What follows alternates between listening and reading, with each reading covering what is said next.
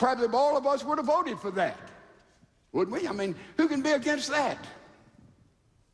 But when the spotlight was turned off, the law of unintended consequences set in.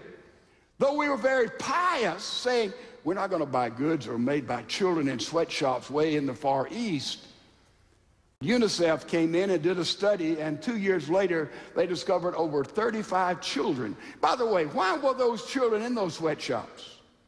Upgrade their iPods? Get a TV set for their room? No, they were there to stay alive, and so they would not starve to death with members of their family. That's why they were in those sweatshops. And when they no longer could work there, they had to go out and work in rock quarries. It is exceedingly dangerous. And many of them were sold into child prostitution, over 35,000 by count. You see the law of unintended consequences? And many times we move something in the economic sphere, and it seems good and fine and moral and pious, but it has that law of unintended consequences springs into action way over here. Now let's look at the two great economic crises that we're familiar with. First is the Great Depression. We've heard about that. Some few here lived through it. Some of us remember our parents talking about it. It happened in 1929.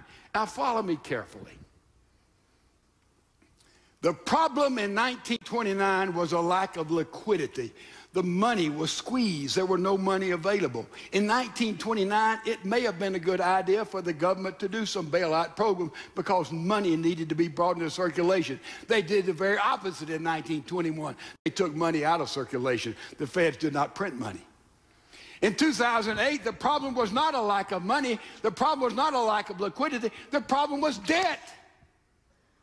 And our all-wise leaders, from Bush now to Obama, like it was from Hoover, a Republican, to Roosevelt, a Democrat, Bush, a Republican, to Obama, to a Democrat, they made the same mistake. And today, they're treating the problem in 2008 as if it were the same problem in 1929. 1929, it was liquidity, and now it is debt. Different. And I do not believe anybody can believe in normal kind of common sense economics that we can come out by continuing to step on the accelerator when it's already stuck to the floor. So let's see exactly how we got in this mess. I want you to look on the screens if you would. This is not in order of their importance, but this covers the basic entities, and you can pick out the one you think was the most disastrous. Number one, artificially suppressed interest rates, pressured by Congress to make risk loans to low-income borrowers, irresponsible regulators, compromised credit rating agencies, flawed risk mitigation device, a giant pool of foreign capital seeking investment, easy money available, gluttonous consumers, that's us, greedy commercial and investment bankers in search of easy fixed income. Now that's how we got here in this mess. Mainly perpetuated and begun by the federal government, and Wall Street is ready to move in the gap anytime, 24/7, to take advantage of those opportunities.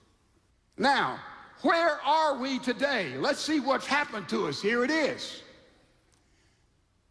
Americans lost more than 25% of their collected net worth. S&P 500 stock index was down 45% from its 2007 all-time high. Housing prices dropped 20% from their 2006 peak. Total home equity dropped 32%. Retirement assets dropped 22%. Household wealth was down 14 trillion. Unemployment rates, not 10% or 9.7, whatever it is, but more likely 17%, because a lot of people who were seeking employment have given up and they've dropped out of the lines.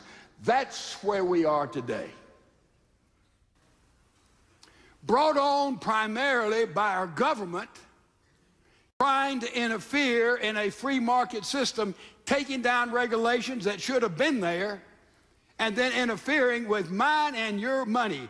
When they talk about bailing out banks and bailing out people and too big to fail, that's not the government money, ladies and gentlemen. That's the taxes they've withheld from your income and my income through these years.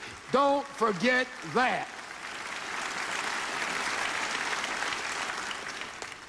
So we've exploded the myth that is here about piety. I want to do good, but it ended up evil.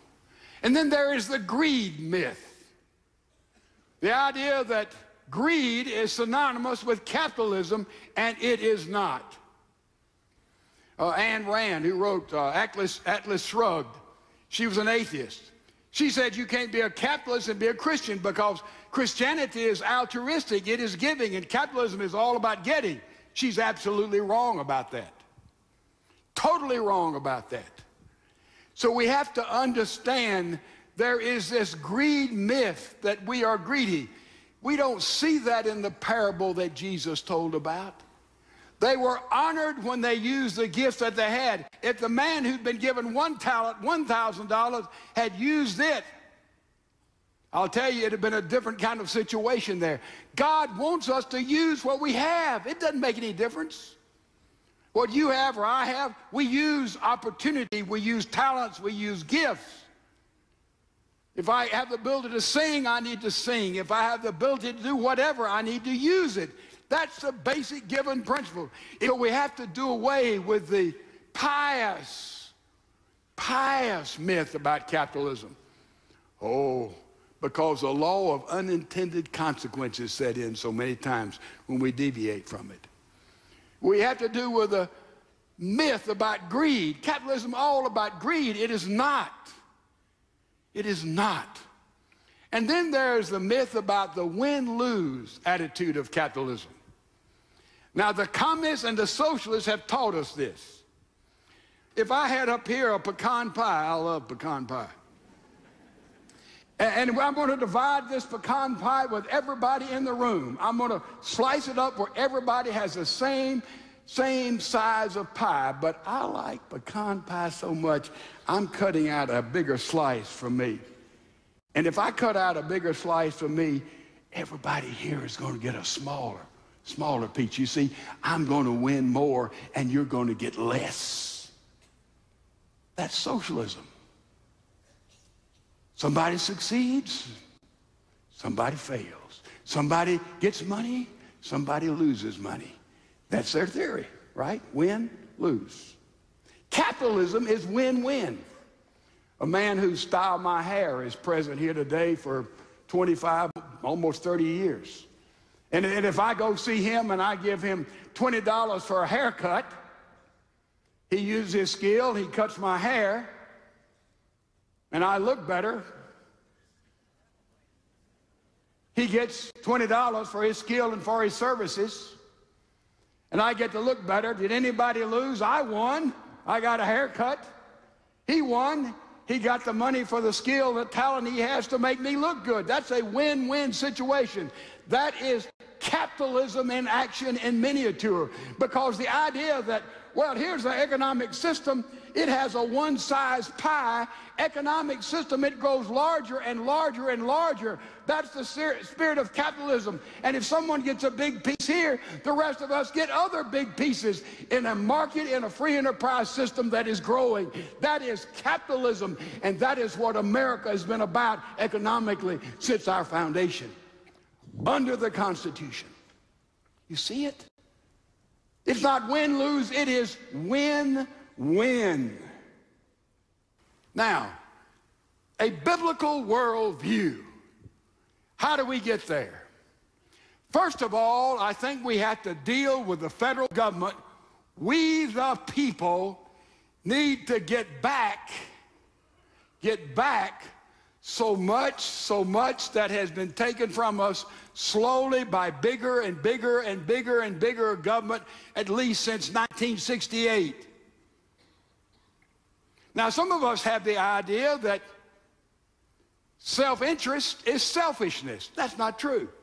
I got up this morning, I shaved, took a shower, combed my hair, brushed